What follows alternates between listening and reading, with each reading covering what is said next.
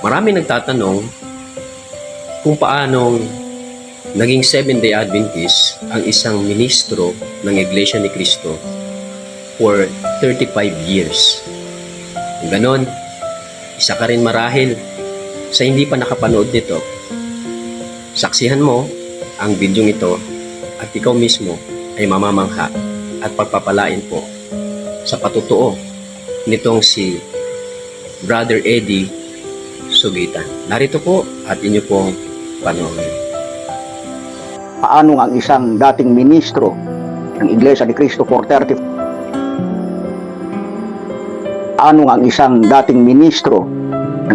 Cristo for 35 years ay naging Seventh-day Adventist.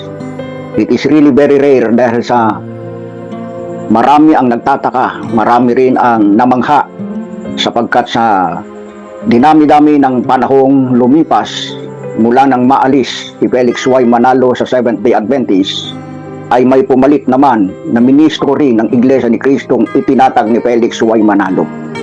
Sadyang napakahiwaga ang mga plano ng ating Panginoong Diyos. Kung meron siyang inaalis, meron palang ipinapalit. At kung anuman ang kanyang layon, ang kanyang kalooban pa rin ang siyang masusunod. Siguro kailangan nating balikan ang taong 2015. Ito ang taong hindi kailanman malilimutan ng mundo nang magkaroon ng great controversy sa pamilyang Manalo na ito'y naging hudyat para ang mga kapwa kong magigiting at matatapang na ministro ay harapin ng isang malaking hamon ng buhay na kahit pa ang karapatan at kahalalan nila bilang mga ministro ang nakataya. Ito ay nang magsimulang manawagan ang ina ng kasalukuyang administrador ng Iglesia ni Cristo ngayon, si Brother Eduardo Villanueva Manalo, nang manawagan ang kanyang ina sa social media na ang ina ay napasasaklolo sa kanyang anak. At ang sabi ng inay, Eduardo, anak, can we talk to each other? Gusto kitang makausap. Ang buhay namin ay nanganganib. Marahil ang buhay nga niya ay nakakaramdam ng panganib, kaya siya nanawagan sa kanyang anak. Sinundan ng panawagan ni Angel o ni Mark Angelo Manalo in regards naman sa mga nakikita na niyang mga anomalies sa loob ng Iglesia ni Cristo. Ang lahat ng mga ito'y naging hudyat upang bumangon ng isang busot sa pagitan ng pamilya Manalo. Ang gusot na ito'y naging hudyat din para ang mga ilang mga ministrong matatapang ay maglantad na rin ng katotohanan hinggil sa hindi na nila kayang asikmurain na nangyayari sa loob ng iglesia. Mabuti ang hangad at layunin ng kapatid na Eduardo Villanueva Manalo, ngunit ang hindi niya nakikita ay ang mga ginagawa na ng kanyang sanggunian. Kaya kitang-kita po ninyo noon sa mga telebisyon kung paano hinaras ang mga ministrong lumantad at tumutol sa mga mali ng pamamalakad noon na pinanghihimasukan ng namayapang Glicerio Santos Jr. o Kajun. To make it short, mga mahal na kapatid, isa sa masaklap at masakit na katotohanan noon na hindi namin matanggap ay nang magbaba ng pasya ang pamamahala ng Iglesia ni Cristo na itiwalag, alisin sa Iglesia ang kanyang ina at ang kanyang mga kapatid. Marami ang lumuha, maraming luha ang pumatak sa puso at isip, sa mata ng mga kapatid nang ilabas ang pasyang itinitiwalag si kapatid na Cristina Villanueva Manalo. Hanggang sa ibayong dagat sa United States, sa California, may mga ministrong hindi pumayag na basahin ang palibot liham o sirkular. Isa rin ako noon sa tumutol at ako po'y naglabas ng aking sentimiento sa pamamagitan ng Facebook o sa social media. Talagang tinutulan ko rin ang inilabas na pasya. Maging ang pilit na pagtatanggol at pagtatakip noon ni Edwin Sabala sa mga inilabas ni Angel na mga anomalis sa loob ng Iglesia ni Cristo.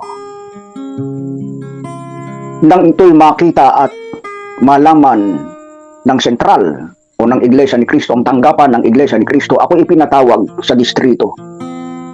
At ipinakita yung lahat ng mga binanggit ko. Na-screenshot lahat ang mga binanggit ko. At ang sabi sa akin, Ka-Eddie, alam mo ba kung ano ang maaring mangyari sa iyo dahil sa ginawa mong paglaban sa pamamahala? Paglaban ang itinuturing nila kapag ka ikaw ay tumutol sa anumang bagay na hindi naman na naaayon sa Biblia. Paglaban ang pagtuturing nila kapag hindi ka sumunod sa anumang gusto o pasya ng namamahala sa Iglesia ni Cristo. Subalit ang naging tugon ko kay kapatid na Bernard Gonzales, ang kasalukuyang tagapamahala noon dito sa Isabela East. Sabi ko, kapatid, kung ano man po ang magiging pasya ninyo, iyan po ay igagalang ko at rerespetuhin. Subalit ang sagot ko naman, kung rerespetuhin ko po ang anumang magiging pasya ninyo tungkol sa akin, dapat respetuhin din po ninyo ang damdamin namin mga ministro.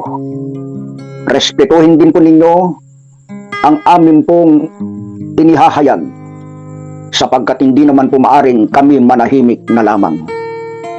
Pagkalipas lang po ng 3 araw, pinuntahan ako ng manggagawa na siyang nakasasakop sa amin pong kinaroroonan at ang sabi, Tatay, huwag ka na pong sasamba o pupunta man lang sa kapilya, sapagkat ang mahigpit na tagubigin at pasya sa iyo, ikaw ay itinitiwalag sa Iglesia ni Cristo.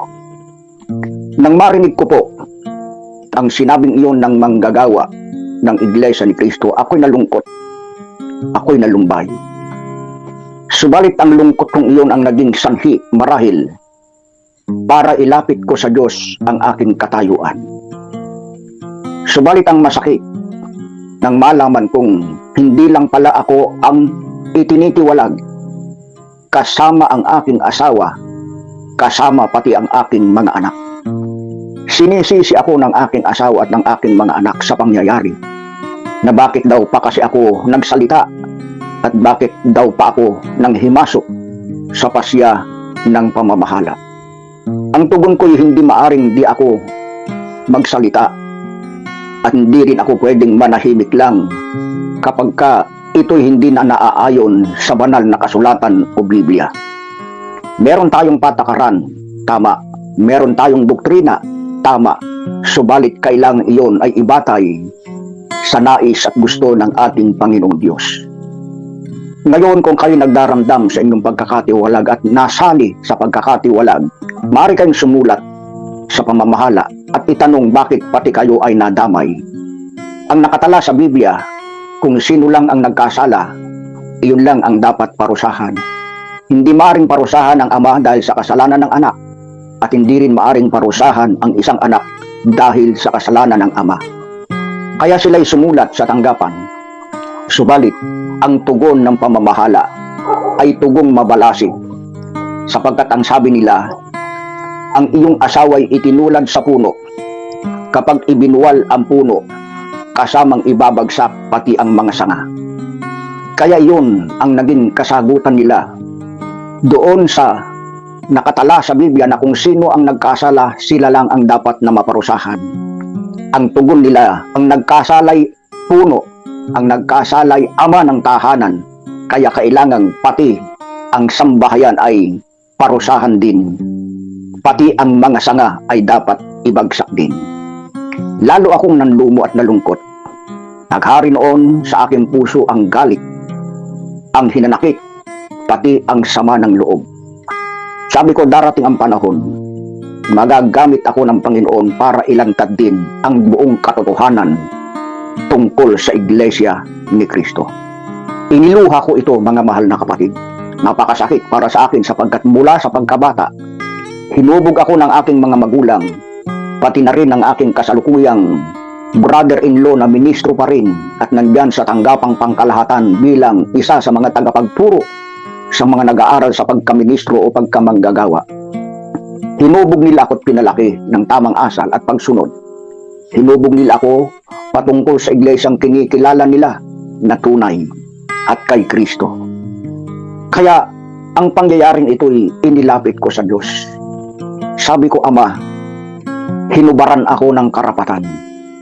Inalis pati sa pagkaministro. Inalis pati sa pagiging kaanib ng iglesia ni Kristo. Saan ako ngayon maglilingkod?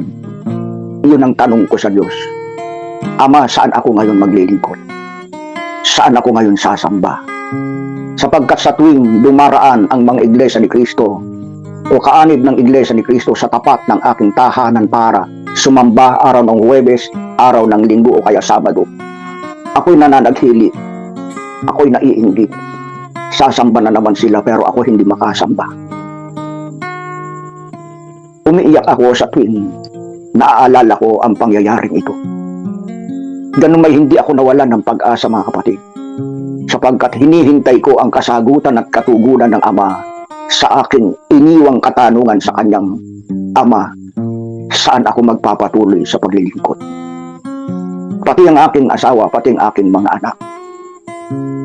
Kaya yun pa ang naging hudyat kung minsan na parang tinabangan sa akin ang aking asawa, tinabangan na rin sa akin sa pakikitungo, pati ang aking mga anak. Hanggang sa isang araw, tinatawagan ako ng aking anak na nariyan sa Maynila. At ang sabi sa akin, Daddy, nagkakagulo na talaga sa iglesia, nagkakagulo sa sentral. Pinalalayas sina Kateni sa kanilang tahanan, pinalalayas at pinaalis din sina Ka-Angel, sina Loti sa kanilang ancestral house. Winawasak at ginigiba ito. Pwersahan silang pinaalis. Nalungkot ako. Kaya ang ginawa ko'y binuksan ko ang aking computer para tignan ang kaganapan, ang nangyayari na sa Iglesia ni Cristo. Minahal ko ng napakaraming taon. Ang itinipe ko sa aking computer ay Iglesia ni Cristo Silent No More. Ito'y vlog ng mga ministro, ng mga manggagawa na tumututol talaga sa marahas na pasya, na pagkakatiwalag, lalo na sa byuda ng namayapang Eranio G. Manalo. Subalit, nang buksan ko ang aking computer after na ma-type ko ang Iglesia ni Cristo Silent No More, ang lumitaw sa monitor o screen ng aking computer ay Seventh-day Adventist. Ito'y debate between Jose Ventilacion and Richard Thompson. Nung makita ko ito'y, bakit itong inililitaw samantalang ang aking itinipe ay Iglesia ni Cristo Silent No More? Dinilit ko ito at inulit kong itype ang Iglesia ni Cristo Silent No More para makatiyak ay inisa-isa ko ang keyboard ng aking computer. But every time I press enter, ang lumilitaw ay Seventh-day Adventist. Kaya dito ako ngayon ulit nagtanong sa Diyos. Sabi ko, Ama, dito mo ba ako tinatawag? Ito ba ang sagot mo sa aking katanungang saan ba ako magsisilbi at maglilingkod? Dinilit ko ulit ito. Dinilit ko ulit. Sapagkat ang aking hangad at pakay ay para malaman kung ano na talaga ang nangyayari sa Iglesia ni Cristo. Kaya inulit ko na naman po sa pangatlong pagkakataon, inulit ko na itype ang Iglesia ni Cristo Silent No More. And when I press enter, Seventh-day Adventist pa rin ang lumitaw. Sabi ko, Ama, doon ako nagpasya sa pangatlo. Kung dito mo po ako tinatawag, masusunod ang iyong kalooban. Kaya, noong Adventist pa si Brother Ronald Obidos, sapagkat siya ang huling lumitaw sa monitor ng aking computer, nakikipagdebate o tumayong defender din ng Seventh-day Adventist sa nangyaring debate sa Bansud Oriental, Mindoro. Sinearch ko po ang pangalan ni Ronald Obidos sa Facebook at sa tulong marahil ng banal na espiritu, nakita ko siya sa The Back of the Scriptures na kanyang programa. Ako'y nag-post sa programa niyang Back to the Scripture at sabi ko, Brad, ako'y ministro ng Iglesia ni Cristo. Nais kong umanib sa Seventh-day Adventist. Nakatira ako dito sa Kawayan City, Isabela. Nang mabasa iyon ni kapatid na Ronald Obidos, agad siyang nanawagan dito sa Isabela. At sinabi niyang may isang ministro ng Iglesia ni Cristo na nasa Kawayan City, Isabela, naghahangad at nagnanais mapabilang sa Seventh-day Adventist. Isang kabataan ang nakabasa ng panawagang iyon. Ito ay si Jessica Bitin na taga Santo Tomas, Isabela, pero noon ay kasalukuyang namamasukan bilang tagapag-alaga o babysitter sa Baguio. Marahil ang batang ito ang siyang may access sa pastor na nakasasakop sa lugar na aking tinitirhan. Marahil siya ang tumawag sa pastor na ito at makalipas nga po ng ilang araw ay may isang taong pumunta sa aking bahay at ako'y hinahanap. Nataon namang nandun din nga ako sa bahay. Nilapitan ko ang taong ito, sino po ba sila? Ang sagot niya ay, ako po si Pastor Joel Solomon. May nakapagsabi po sa akin na si Eddie Sugitan ay nais mag Seventh-day Adventist. Sinabi ko, Pastor, ako po yun. Kaya't agad kong pinapasok si Pastor Joel Solomon sa aking bahay. At dito nagpakilala akong ministro ng Iglesia ni Cristo. Medyo nag-aalangan noon ang loob ni Pastor Joel Solomon. At ang sabi at tanong sa akin, hindi po ba kayo nagbibiro? Brad, sa inyong sinabi na kayo ay mag-aanib sa Seventh-day Adventist. Ang tugon ko sa kanya ay hindi po. Sapagkat kinausap ko ang Diyos bago ako nagpasya kung saan niya ako gustong umanib at maglingkod. At ipinaliwanag ko nga sa kanya ang pangyayari na sa tuwing binubuksan ko, Pastor Kako, itong aking computer, ang lumalabas dito ay ang iyong sekta o relihiyon, ang Seventh-day Adventist. Isinalaysay ko sa kanya ang dahilan. Buong-buo kong sinabi. At tila nag-aalangan pa kung talaga bang ako'y ministro, sapagkat alam nilang ang isang ministro ay mahirap mahikayat at mapaniwala sa mga aral ng Seventh-day Adventist. Sapagkat nag-aalinlangan at tila nagdududa, inilabas ko ang lahat ng aking credential as a full-fledged minister of the Iglesia ni Cristo. Ipinakita ko rin ang isang malaking pagkilala sa akin ng dating namamahala ng Iglesia ni Cristo na si Brother Eranio G. Manalo, the most awarded minister in the world for being truly servant mula sa larangan ng pangangalaga sa Iglesia hanggang sa larangan ng pagpapalaganap ng mga salita ng Diyos. Ako lang ang bukod tanging ministrong ginawaran ng pagkilala sa loob halos ng 3 taong sunod-sunod ay naging pinakamabungang ministro sa buong mundo. Nang makita ni Pastor Joel Solomon ang lahat ng mga credentials na aking inilahad sa kanyang harapan, ay lalong tila nangamba kung paano niya ako aaralan at dudoktrinahan.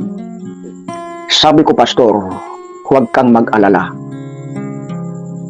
Talagang nais akong tawagin ng Diyos sa Seventh-day Adventist.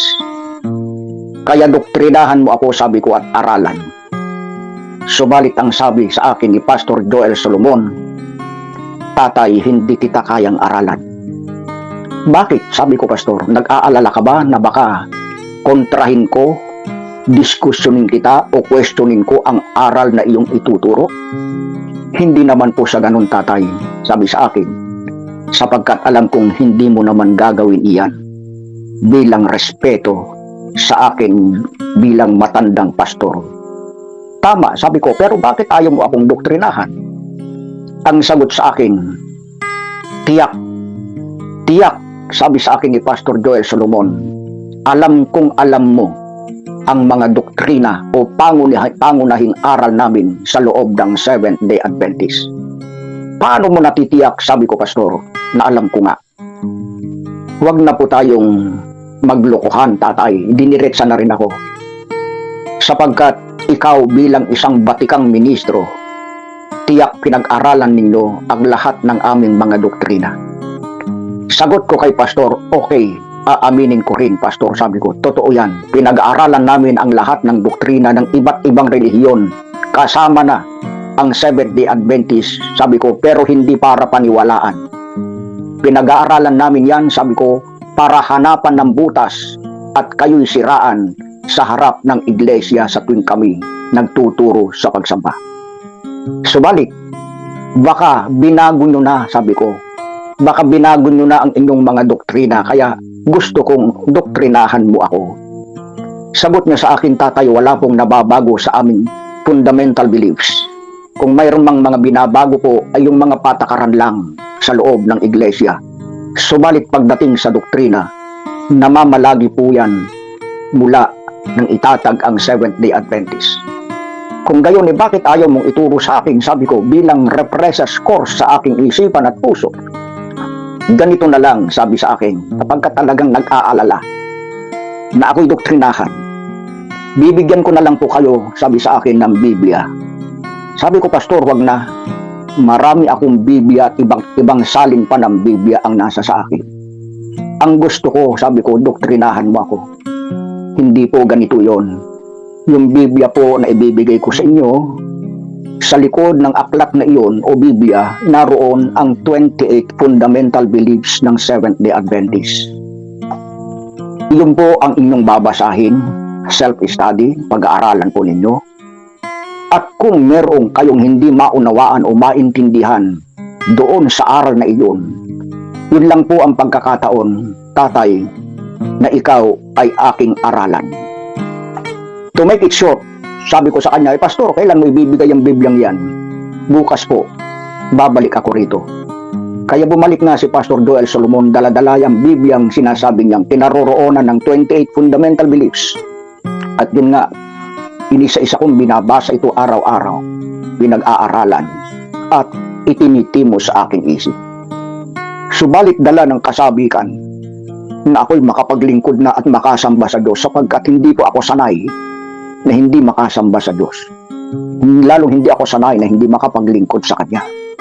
Kaya minsang dumalaw sa akin si Pastor Joel Solomon. Sabi ko, Pastor, tapos ko ng pag-aralan yung 28 fundamental beliefs. Bautismuhan mo na ako, sabi ko. Sabi niya sa akin, tatay, hindi pa ngayon. Hindi pa sapagkat may mga nakatakda pa kasi akong gawain kailangan kong tapusin. Subalit ang bautismo, meron ding nakatakdang petsa, sabi niya, kung kailan isasagawa. Sabi ko, kailan, Pastor? Sa Nobyembre pa po. Nag-uusap kami buwan pa lang ng July. Sabi ko, July, August, September, October. 3 buwan pa, mahigit ka ako, Pastor, ang hihintayin ko. Sabi ko, bautismuhan mo na ako, Pastor. Parang awa mo na. Sabik na akong makasamba. Pero talagang matatag, matibay ang stand ni Pastor Joel Solomon. Ang sabi, hindi pa nga po pwede, tatay. Hindi ko man pwedeng baguhin yung mga schedule na aming ginawa. Para siguro mapuwersa ko siyang ako'y bautismuhan, tinakot ko na ang pastor na ito. Sabi ko, Pastor, pag ako namatay ngayon o kaya bukas, sasagutin mo ako sa Diyos. Sabi ko. Ang tugon ni Pastor, hindi ka mamamatay, tatay. Sigurado ka, sabi ko, hawak mo ba ang buhay ko? Ako nga hindi na may-ari ng buhay na ito, hindi ko hawak Tapos sasabihin mong hindi ako mamamatay. Sigurado ka ba, Pastor, sa sinabi mong yan? Hawak mo ba ang buhay ko? Sabi ko sa kanya. Hindi ko po hawak. Pero tinityak ko, hindi ka pa kukunin ng Diyos. Sapagkat alam ko, tatay, may misyon sa iyo ang Panginoon Diyos. Salamat ka ako, Pastor, kung ganun nga ang mangyayari. At iyan nga ang ating ilalapit. Subalit sa aking puso, Pastor, nag-aalala na baka hindi ko na maabot yung araw na itinakda mo at hindi na ako makapaglingkod. Hayaan mo, tatay, sabi niya sa akin, para ikaw ay malibang, to ease the pain of your heart and the burden which were troubling your mind, sabi niya sa akin, isasama kita araw-araw sa aking gawain. Tinupad ni Pastor yung sinabi niyang yun. Para ako siguro malibang at mawala sa isip ko yung agam-agam na baka ako'y mamatay ng di oras at hindi pa nakapaglilingkod sa Diyos. Isinasama ako ni Pastor sa kanyang mga activities. Ipinakikilala sa mga kapatiran sa Seventh-day Adventist. At dito unti-unti kong nakikita kung paano ang paglilingkod sa Seventh-day Adventist. Unti-unting nakikita ko yung mga bagay na siguro ipagagawa sa akin ng Diyos pagdating ng araw. Hanggang sa dumating ang buwan ng Nobyembre ang aking kinasasabikan. Ngunit bago dumating ang araw na iyon, ay merong sorpresang dala-dala sa akin si Pastor Joel Solomon. Ito ay si Richard Thompson. Si Richard Thompson nung pinapanood ko sa debate niya between Jose Ventilacion. Bagamat sa screen lang ng aking computer napapanood, pero sa screen din ng computer kong yon, meron akong isang pangungusap na iniwan. Sabi ko, magtatagpo rin tayo. Sabi ko, magtatagpo tayo, Richard. Magtatagpo tayo. At hindi nga nawala o nasira yung sinabi kong yung magtatagpo tayo, Richard Thompson. Sapagkat nang dumating nga si Pastor Joel Solomon, iyan ay tanda ko ang petsa. November 19. Dumating sa bahay si Pastor Joel Solomon kasama si Richard Thompson. Sabi ko, Richard, ikaw ba yan? Ako nga po, tatay. Sabi niya, ano ang pakay mo? Ba't ka nandito? Teka muna, tatay, mag-usap tayo dyan sa bahay mo. Sabi ko, kaya pinapasok ko sila. Ang kasama noon ni Richard Thompson ay si Luke Caceres, si Lucas Caceres na taga riyan sa parte ng Bisaya. At si Tatay Wency Matienzo na taga riyan sa bahagi ng Laguna. Tatlo silang dumating. Ika-apat si Pastor Joel Solomon. Yan po ay madaling araw, madilim pa nang dumating sila sa bahay. Kaya't ginising ko ang aking asawa. Sabi ko, Mami, gumising ka at meron tayong bisita. Sabi ko, ipagluto mo sila ng almusal. So bumangon ang aking asawa at habang naghahanda nga ng magiging almusal namin, nagtimpla muna ng kape. 5 tasang kape ang inilapag sa aming harapan. At sabi ko naman sa kanila, si Richard, si Brother Wency Matienzo, si Luke Caceres at si Pastor, at ako, sabi ko, sige, magkape muna tayo habang tayo nag-uusap at hinihintayan din ating magiging almusal. Subalit, habang ako ay humihigop na po ng kape, napansin ko yung 4 walang dumadampot sa kape. Sabi ko, bakit? Ayaw nyo bang magkape? Sabi ko, magkape kayo. Ang sumagot, masama raw sa kalusugan. Sabi ko, wala akong nabasa sa ating 28 fundamental beliefs na masama ang magkape. Sabi ko sa kanila, marahil para ako'y mapagbigyan. Kasi sinabi kong yun na baka maging dahilan pa ng diskusyon ng katakot-takot sapagkat sabi ko, wala akong nabasa sa fundamental beliefs natin na bawal ang kape. Ang unang dumampot ay si Luke Caceres. Pero bago niya hinigop, inamoy-amoy muna yung aroma ng kape. Kaya ako'y nangingiti nung ginagawa niya yun. Tapos, sumunod ay si Brother Wency Matienzo. Dumampot na rin at inamoy muna rin yung aroma ng kape. Para huwag na silang mag-alala, sabi ko, mga kapatid, safe ang kape na iyan sapagkat iyan ay gawa sa mushroom. Sa kabuti, sabi ko, Jim's Coffee 8-in-1. Sabi ko, ang kape namin iyan. Kaya pala mabangong, sabi sa akin ni Luke Caceres. So, nagpatuloy na silang uminom ng kape. Subalit ang talagang hindi dumampot ay si Richard at saka si Pastor. So, nirespeto ko na lang po yung kanilang pasya na hindi nga talaga magkakape. Pero talagang tuloy pa rin ako sa pagkakape sa harap nila. Sapagkat inuulit-ulit ko sa kanila, wala ka ako yan sa fundamental beliefs natin na bawal ang magkape. Sabi ko, wala. Pero hanggang sige, kung ganun man tuloy natin. O kako, Richard, ba't ka nandito? So, pinaliwanag ni Richard, ako'y naanyayahan kasi dito sa lugar nyo, tatay. Magkukrusade ako sa bayan ng Reyna Mercedes sa barangay Turod, sa baryo ng Turod. Eh ako tatay, hindi ako marunong mag-Ilocano, sabi niya, hindi ako marunong mag-Ilocano. Baka pwede mo akong tulungan, sabi ko. Sabi sa akin, baka ako okay. Kako, yan ang aking passion, kako Richard, yung pangangaral. Yan ang passion ko. Kaya lang, hindi pa ako Adventist eh. Nung marinig ni Pastor, sabi ko, Pastor, paano ba ito? Magiging interpreter lang naman ako, hindi ako nga ang mangangaral, interpreter lang ako sa mga sasabihin ni Richard, sabi ko.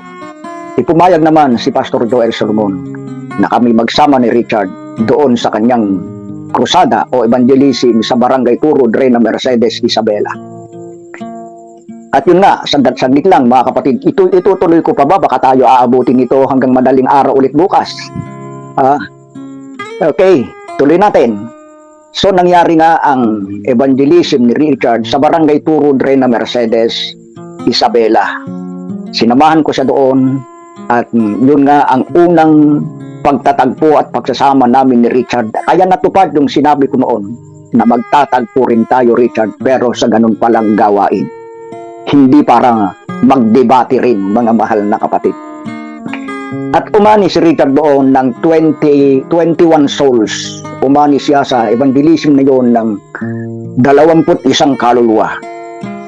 At si Pastor Joel Solomon naman, dahil sa tinapos na yung gawain niya na itinatag dito sa distrito ng Kawayan City, Isabela, at dumating na yung baptism, yung araw na nakatakda na, iyan po ang November 25. Subalit, bago ang araw ng baptism, bisperas po, November 24, araw ng Biyernes, nagpunta si Joel Solomon sa bahay kasamang ilang elders ng Kawayan.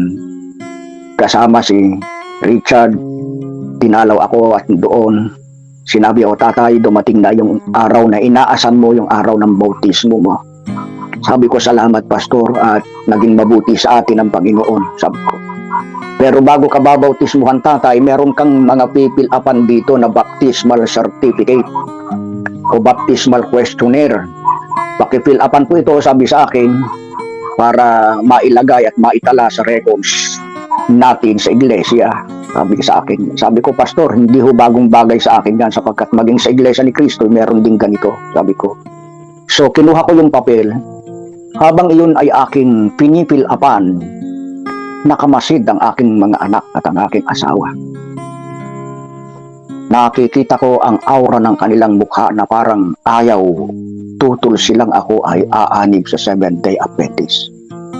Sapagkat ang sabi nila ay may pagkakataon naman daddy na ikaw ay magbalik loob sa iglesia at mabalik sa pagkaministro. Yun marahil ang nasa kanilang isip. Pagkatapos kong mapilapan yung ibinigay sa akin ni Pastor Joel Solomon, kami ipinanalangin. At pagkatapos sila'y ng panalangin, sila'y umalis na. O sige tatay, bukas makita tayo sa church. Sabi sa akin, sige pastor. Ayun, kinongratulate ako ni Richard. Kinabayan ako ng ilang mga elders. Pati na sina Tatay Wen, si Machenzo at si Brother Luke Caceres. Subalit, pagkaalis ni na pastor, dito ako kinumpronta ng aking mga anak at ng aking asawa at tinanong, Daddy, talaga bang magsasabadista ka? Sabi sa akin. Ang tugon ko'y oo, sapagkat iyon ang hangad ko at iyon din ang isinagot sa akin ng Panginoong Diyos sa tuwing binubuksan ko ang aking computer. Ang sabi nila sa akin, Daddy, nakakalungkot mang sabihin, subalit kapag ikaw ay nagsabadista, huwag ka nang bumalik sa bahay. Pag alis mo bukas, huwag ka nang bumalik dito. Ang sagot ko'y, ako ba'y inyong tinatakot o hinahadlangan sa hangad kong makapaglingkod sa Diyos? Kung iyan ang magiging pasya ninyo, okay, sabi ko, granted. Maghihiwalay tayo, iiwanan ko kayo. Bagamat sinabi ko iyon sa kanila, subalit ang bigat ng aking puso at aking nararamdaman. Ang bigat. Kaya pumasok ako sa aking silid. Lumuhod ako sa Diyos. Sinabi ko, Diyos ko, noong ako'y Iglesia ni Cristo at ministro pa, nasakripisyo ang aking karapatan dahil sa pagtatanggol ko sa tama at pagtutol sa mali ni pinatupad noon ng aming namamahala. Itiniwalag ako, inalis pa sa pagkaministro at nadamay pati aking pamilya. Napakasakit yun, sabi ko, Panginoon, napakasakit. Na hanggang ngayon, sa ting naaalala ko, ang marami ko na ring hira at puhunang ginasta sa paglilingkod. Subalit sa kabila ng lahat, nanindigan pa rin ako sa tama. Nanindigan ako. Diyos ko, sabi ko ngayon naman, ako'y magpapabautismo na bukas. Pati ba naman pamilya ko'y masasakripiso ulit, sabi ko. At ang kanilang sinabi sa akin na pag alis ko bukas ay hindi na ako pwedeng bumalik sa piling nila. Umiiyak ako, lumuluha. Napakasakit pala po ito. Na ang maglingkod sa iyo, sabi ko, mangailangan ng sakripisyo. Pagkagayon man, sabi ko, Ama, ikaw pa rin ang masusunod at hindi magbabago ang pasya ko na pailalim sa iyong gusto sa pag-anib ko sa 7-day Adventist. Subalit, madaling araw, pinuntahan ako ng aking asawa sa aming silid. At ang sabi sa akin, Daddy, pwede ba kitang makausap? Ang sagot ko sa kanya, Mami, wala na tayong dapat pag-usapan. Hindi nyo mababago ang aking pasya. At kung hindi rin mababago ang pasya ninyo, nakuhin wala ng karapatang bumalik sa inyong piling pag-alis ko bukas. Tatanggapin ko.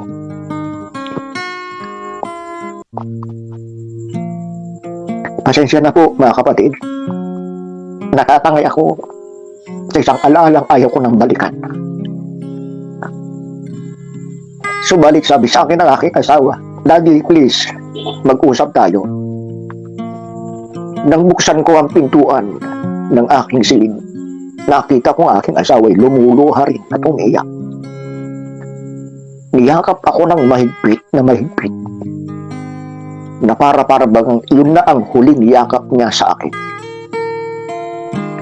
At muli akong tinanong, sabi, Daddy, talaga bang hindi ka mapipigil na magpabautismo? Sabi ko, Mami, hindi.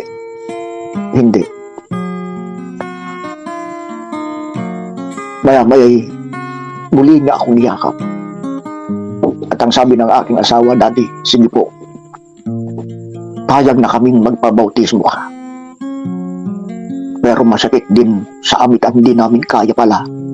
Hindi namin kaya na ikaw ay mawala. Sapagkat kami na lang ang tanging kaaliwan mo. Lalo't ikaw ay hindi na Iglesia ni Cristo. Nang marinig ko ang pag-uusap na yun ay nayakap ko ng tuluyan na rin ang aking asawa at sabi ko, Ama, salamat. Salamat sa pagtugon mo sa aking panalangin. Sapagkat ang hilingin ko sa iyo na kung maaari, huwag naman sanang masakripisyo ulit pati ang aking pamilya. Kaya kinabukasan nang ako po ay nagpunta na sa church sa nakatakdang bautismo. Nakatayo sa gilid ng church sa bahagi ng kalsada ang napakaraming kapatid na parabang meron silang inaabangang mahalagang tao. Pati si Rita ay nakita kong nakatayo. At siyang unang sumalubong sa akin, sabi, Tatay, nasaan na yung mga gamit mo? Sapagkat nung sila ay nandoon at dumating ang problema, tinawagan ko sila. Tinawagan ko si Pastor at sabi ko, Pastor, iiwan ko ang aking pamilya. Saan ako pupunta? Kaya mo ba akong kupkupin? Sabi ko, Pastor.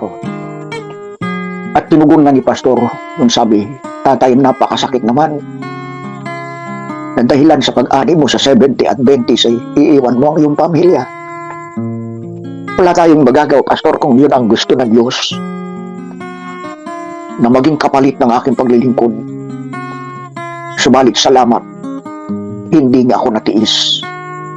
At wala na pong pag-iwalay at pag-iwan ng pamilyang magaganap. Inakay ako ni Richard patungo sa loob ng ating simbahan o kapilya. Sa gitna ng simbahan ay nandoon si Brother Wency Machenso na siyang may hawak ng toga na isusuot sa akin. Nang habang ako'y papalakad, hindi ko maramdaman kung ano yung parang lumulukob sa aking katawan. Yung parang sumasalubong sa akin. Kaya nang ako'y malapit na kay Brother Wency Machenso, sinalubong na rin ako kasabay ng pagsusuot na sa akin ng toga. Alam nyo, mga mahal na kapatid, nang dumantay pa lang sa akin ang toga na isusuot sa akin,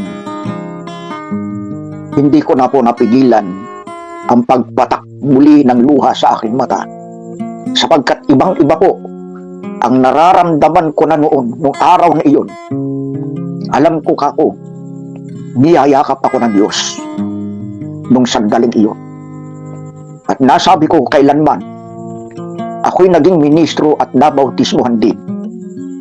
Subalit kailanmay hindi ko naramdaman ang tulad ng nararamdaman ko ng araw na iyon. Ako ang unang inakay ni Pastor Joel Solomon sa baptistry.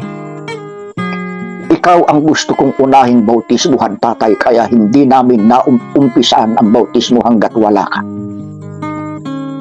Kaya paglusong namin sa tubig, muli, ang aking nararamdaman, para akong napakalaking tao.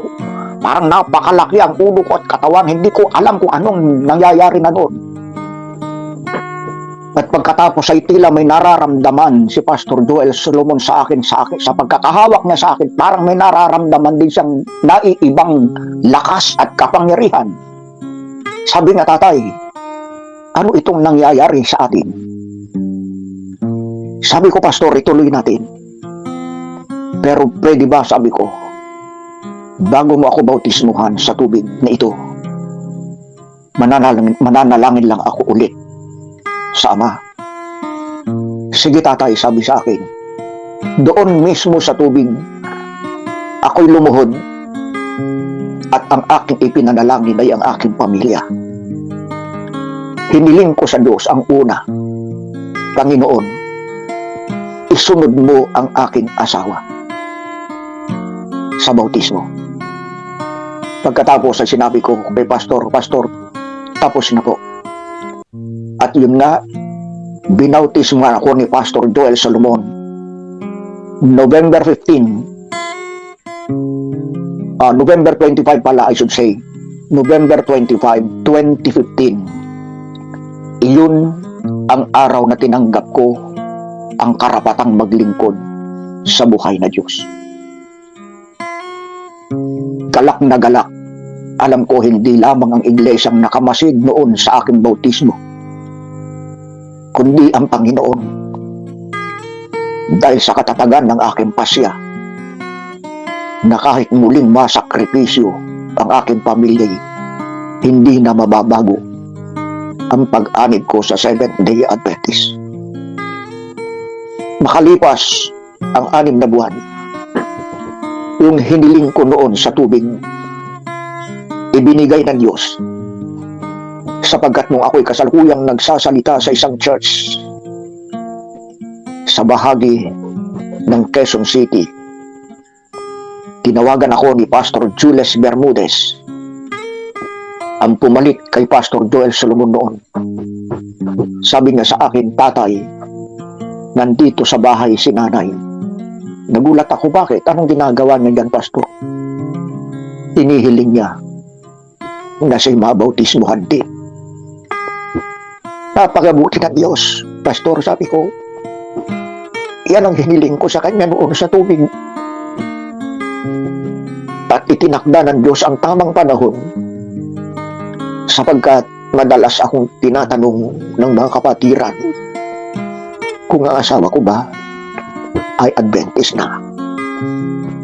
Mga kapatid, mahaba-haba pa ito, subalit ang kinuha ko na lang ay yung mahahalagang tagpo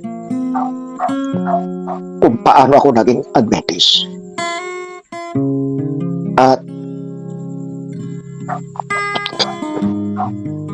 hanggang sa huling hinto ng aking hininga, sa Adventist na ako mamamatay. Hindi ko na ito iiwan. At ngayon nga pagagamit sa bukiling ng Diyos, bagamat maraming mga kapatid ang tila hindi nakakaunawa sa akin sapagkat inuunti-unti kong itama ang mga dinatnan kong mali sa ating iglesia. Marami ang nasasaktan. Itinatama ko ang maayos na pagsamba, ang maayos na pagtrato sa tuwing tayo haharap sa Diyos, sapagkat yun ang kabilin-bilinan ng Diyos. Remember the Sabbath, but keep it holy. Nadatnan ko sa ilan ang naalaala yung araw, pero hindi naalaala yung mas mahalaga na bilin. Keep it holy. Kaya pinupuna ko at itinatamang mga kapatid na sumasambang wala sa ayos. Mga kapatid na sumasambang kung ano lang ang maisuot na para bagang hindi mahalaga sa kanila ang kayusan ng pananamit sa pagsamba. Kaya nasabi ko noong ako hindi pa Adventist, na-o-observe ko at nakikita na ang mga nais ipagawa sa akin ng Diyos. At ngayong ako'y Adventist na nga po, iyon ang sinisikap kong itama at iwasto. Pag kayo magdaramdam sa akin, mga kapatid, wala akong hangad na kayo hiyain. Wala po. Ang hangad ko'y iayos ang wala sa ayos. Ang hangad ko'y itama sapagkat gusto ko namang maging katanggap-tanggap tayong lahat sa paglilingkod sa Diyos. Kaya ako hindi nangingining po muna. Yung lang pong pagka natanggap natin ang ating mga tithes and offering na likom, nandilit ako pagka kung saan-saan na lang ilalapag yung supot na ginamit. Remember, napakasagrado ng ating tithes. At pagkatapos makuha ay kung saan-saan na lang ito ilalapag, maling-mali po, magbasa tayo ng Biblia.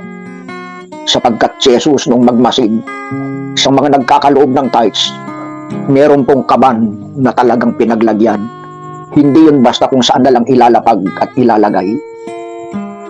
Pati nga po, yung paggamit ng pinggan, tray at brown envelope para lang makuha yung ating mga tithes, maling-mali rin. Meron talagang gamit para diyan, mga kapatid. Meron. Kaya pakiusap sa lahat ng iglesia nakikinig sa akin ngayon. Gusto kong kunin din ang tagpong ito. Huwag kayong gagamit ng brown envelope. Huwag kayong gagamit ng tray o pinggan. Hindi yan ang tamang lalagyan ng ating tithes and offering. Mali. Maling-mali yan. Kung magkaroon man halimbawa ng isang malaking pagtitipon, bakit hindi nyo obligahin ang bawat church na dalhin yung kanilang mga supot para siyang magamit sa paglikom ng ating mga tithes? Yun ang wasto. Yun ang tama. At pagkatapos pag iyan ay nakuha, dapat talaga nakalagay sa kaban. Sa kaban, mga mahal na kapatid.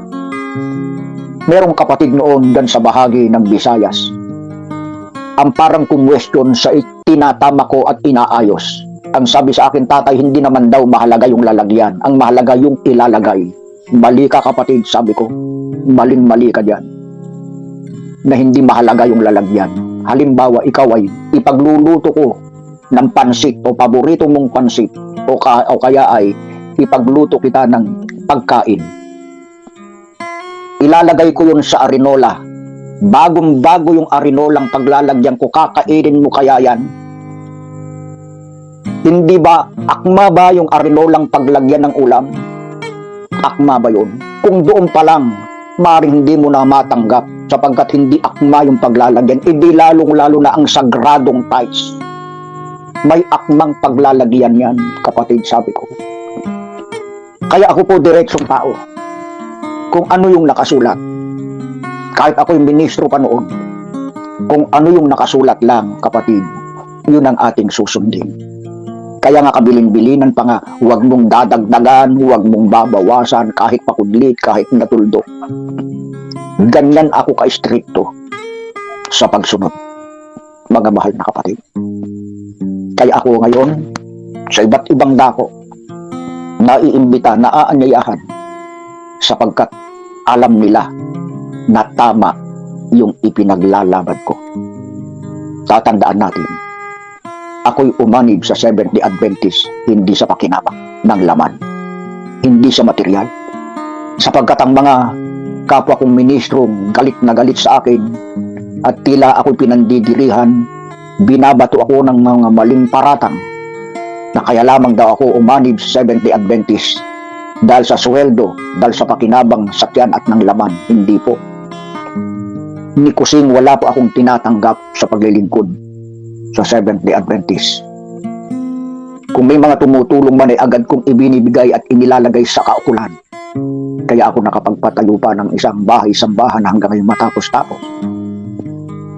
At ang totoo, ang isa kong nais itama.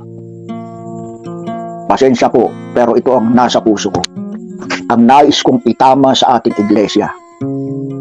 Maling-mali na iaasa lang sa sponsor ang pagtatayo ng bahay-sambahan. Mali po yun. Bakit ko nasabing mali?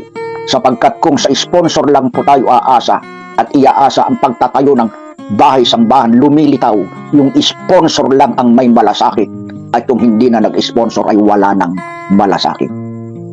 Ang pagtatayo po ng bahay-sambahan ay sagutin ng lahat. Mula sa itaas, sa General Conference hanggang sa iba't ibang local conference, sagutin po ng lahat yan. Kaya nga hindi katakatakang ang isang chapel, maliit man yan o malaki, aabutin ng kung ilang taon, inaabag na, nilulumot na, hindi pa matapos-tapos. Bakit? Iniaasas sponsor. Mali yun. Buong iglesia ang dapat mag-sponsor sapagkat iyang chapel na yan ay pag-aari rin ng lahat. Pag-aari ng lahat. Bakit? Yung itinayo ba sa Las Piñas, pag-aari lang ng taga Las Piñas? At pagsasambang hindi taga Las Piñas. Teka muna, hindi po kayo taga Las Piñas. Pwede ba yun? Kayo na po ang mag-isip sa sinasabi ko. Sapagkat uulitin ko, pag sa sponsor lang iniaasa, lumilitaw, sponsor lang ang may malasakit sa pagtatayo ng bahay-sambahan. Itama po natin ito. Lahat tayo dapat bumalikat. Lahat tayo dapat pumasan. Lahat tayo dapat tumulong at mag-sponsor. Sapagkat maliit mang halaga yan, pag pinagsama-sama, magmumula sa General Conference at sa iba't ibang konferensya pa, Luzon, Visayas at Mindanao, maliit man yan, pag pinagsama-sama, makasasapa sa pangangailangan ng iglesia. Totoo yan, mga mahal na kapatid. Ilan po muna ang nais ko pong mabanggit at masabi. At nawa sa lahat ng mga nakikinig sa akin ngayon ninyo maiintindihan ang tunay kong advokasya. Kaya ako tinawag ng Diyos sa Seventh-day Adventist sapagkat meron siyang misyon na nais ipagawa sa akin. Maraming salamat po. Pagpalain kayo ng Diyos saan man kayo naroon sa araw na ito, araw ng linggo. Kung kayo magpapatuloy sa pagtatrabaho, paghahanap buhay, lagi niyong idulog at ilapit sa Diyos. Sapagkat hindi tayo magiging matagumpay sa lahat ng ating gagawin kung wala siyang patnubay sa ating buhay. Lagi natin tatandaan, put God first at all times sa ating buhay. Magandang umaga at maraming salamat po sa lahat ng mga tagapakinig.